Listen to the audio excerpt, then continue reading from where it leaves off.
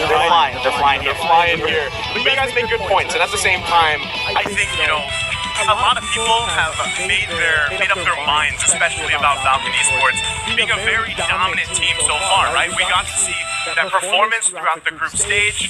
They, I feel like, shocked some people as well as even beating Blacklist International twice. So in a way, yes, it was a best of one, but they're going to be working with the momentum that they have. Falcon Esports, is that enough to carry them into a victory here, starting off against Sonic Esports? I definitely don't think it's going to be easy. Falcon has had that aggressive style, and they also have some sporadicness to them, but I feel like Onyx has mastered that. They have such a deep hero pool, so much depth. They're not just one-sided, and it's going to be hard for Falcon to dominate over that. Now that's the main highlight, like you mentioned there, Trex.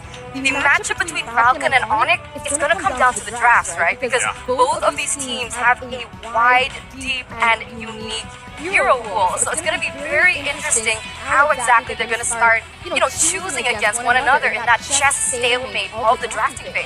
I mean, as we see both these teams getting reared up here to come out on stage, the thing too is jungle, right? Where a lot of that pacing starts, and we're highlighting a lot here, Kyrie specifically, because a lot of people argue, is Kyrie the best jungler in the world? I mean, there's a lot of people that will say that, right? The king of the sky, if you will.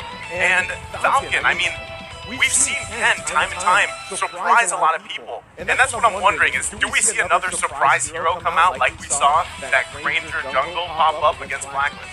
I mean, it's definitely questionable, right?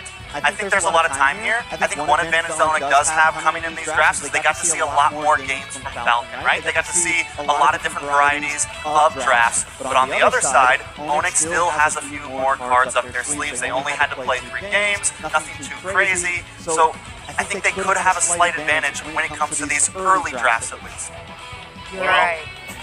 And on that note, fun fact here is Kyrie and Ken, huge highlight on both of these jungles. Kyrie actually has the highest KDA, whereas Ken has the highest number of objective takes, so a different place. But let's see, let's welcome Onyx Esports. The crowd loves this team. Onyx Esports making their way to the stage here. Everybody looking locked and loaded and just ready to go. To enter the arena here, everybody give it up for Falcon.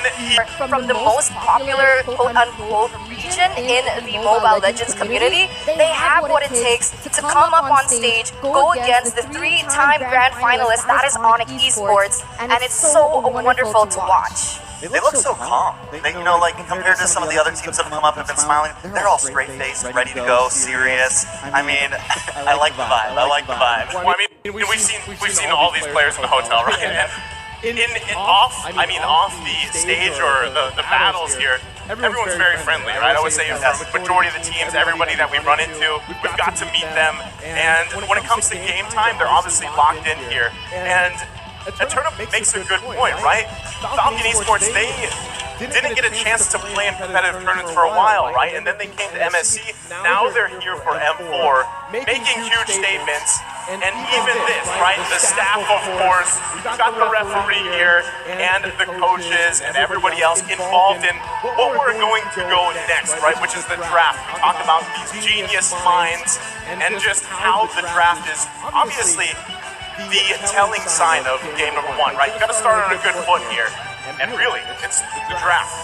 Most definitely, the draft will be heated. I think before that, we're going to be taking a look at some of these head-to-heads and commonly banned heroes. I know back in the group stage, definitely interesting. We saw Falcon really kind of favor into the Lapu Lapu.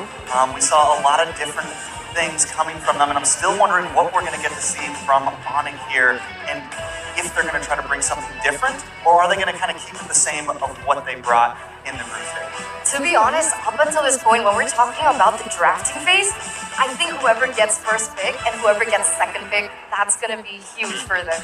So I'd like to see them swap out because both of these teams have the ability to have that last-minute surprise pick in that 5th position, right? So that's definitely something we can consider. From Onyx Esports, we have Coach Aldo on stage with Coach Yeb as well. In Indonesia, we call him Coach Aldo the Architect. Aldo the Architect. He's the mastermind behind all these amazing drafts. But from Falcon Esports, it's Coach Dale, who has been amazing as well. As now we're gonna take a look at the team head-to-head here between Justin as well as Kyrie. Yeah, I mean, you make a great point, right? It starts with that coaching staff and everything else, the architect, the coaches, and it allows these teams, these players to shine. Looking at the team to head here, it's, in a way, I mean, the hexagon speaks for itself, right? Team fight too. These teams love the action, right? That's one thing when you think about Falcon Esports and Onyx Esports, they love those team fights, they love that early aggression, and it starts a lot too in the jungle, right? And I feel like that is something that Kyrie really works on for Onyx Esports specifically. Most definitely, and one thing we have to point out in Justin, though, is that survivability.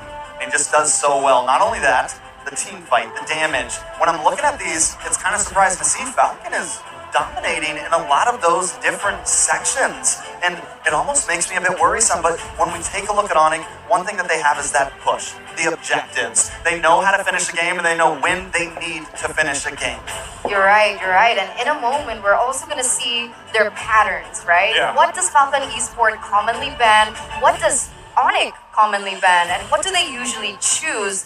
And we can see here, starting with Falcon Esports, they have an 80% all-time win rate. And if we take a look at all these respective lanes, 100% pick for Natalia. We have the Martis in that jungle lane, Lunox, Lapu Lapu. These are some of the heroes that we might actually see pop up once again. Yeah, I mean, taking a look here, next is going to be Onyx Esports. Actually, most used heroes, right, for Onyx Esports. And this is a tough thing, right, because you have only the group stages, and like, if you heard Gideon mention it earlier about this current meta, at least what we've seen established, is flexibility.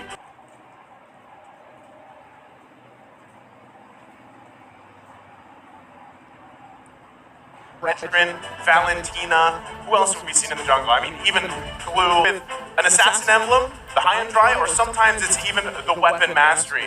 But taking a look at the keys to victory here, Trex, what's it looking like for Falcon Esports? I think one of the Falcons' most important things is maximize jungle invasion. Don't let Kyrie play his game. It's how a lot of other teams have been able to get the advantage here. Secondly, opt for fast-paced heroes to dictate the tempo, contest for all neutral objectives, anticipate Onyx bait. Lastly, watch out for the Sky King. He can be everywhere. You know, Sky King, just don't let him play, if you can, don't let him play the Assassins, don't let him play Ling, because he will be everywhere if that happens, right? The Hayabusa as well, we see two of those heroes just doing work so far, and especially in the hands of these talented junglers, right? They really do have to decide, do we go with those Assassin heroes? Do we go with the utility, tanky type junglers? And the game goes from there. But now the keys to victory here for Onyx Esports are Turnip. We're going to start with clipping the Falcons' wings by matching their rotations. And don't forget that boots must dominate Yellow Flash. There is no buts. Double, triple protect CW's farm, throw in everyone if need be, and of course check every bush corner and prioritize map vision. Why is this important? It's because Falcon has Naomi.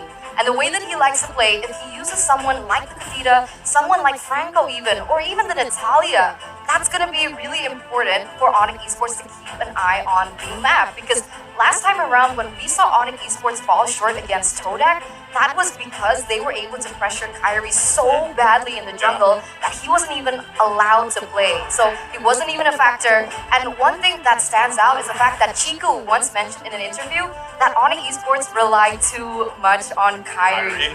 So he's the strongest and weakest link for Onyx Esports. A lot of pressure on his shoulders right now. But hopefully from that group stage, Onyx Esports have prepared that and actually created more volume for their gameplay. Yeah, I think that's one of the big things, right? When you're a team that a lot of people just talk about your jungle, right? That is, in a